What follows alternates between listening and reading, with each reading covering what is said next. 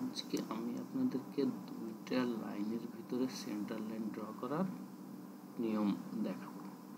আমরা সাধারণভাবে একটা সেন্টার লাইন ড্র করতে চাইলে কি করি, প্রথমে একটা ধরেন যে দুইটা লাইনের ভিতরে আমি সেন্টার লাইন ড্র করব, তাহলে সাধারণভাবে আমরা কি করি, প্রথমে একটা লাইন নেওয়ার পরে একটা লাইন ড্র করি, এরপরে আবার একটা লাইন নিই, লাইন নেওয়ার পরে আবার ড্র করি, এরপরে আমরা এই সেন্টার লাইন ড্র করতে পারি।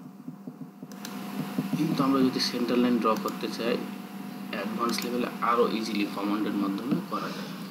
এটা হচ্ছে প্রথমে আমরা সেন্টার লাইন লিখে এন্টার দেবো। এন্টার দেওয়ার বলতে কি বলছে, সিলেক্ট ফার্স্ট লাইন। তো আমরা যে দুইটা লাইনের ভিতরে আমরা সেন্টার লাইন ড্র করতে চাচ্ছি ওই লাইনগুলোর প্রথমে একটা লাইন সিলেক্ট করতে বলছে, সিলেক্ট ফার্স্ট লাইন। তো প্রথমে আমরা এই লাইনটা সিলেক্ট করলাম, এরপরে কি বলতেছে, সিলেক্ট সেকেন্ড লাইন। আমরা সেকেন্ড লাইন সিলেক্ট করলেই অটোমেটিক্যালি আমার দুইটা লাইনের ভিতরে সেন্টার লাইন ড্র হয়ে যাবে। এই দেখেন আমার অটোমেটিক্যালি দুইটা লাইনের ভিতরে সেন্টার লাইন ড্র হয়ে গেছে।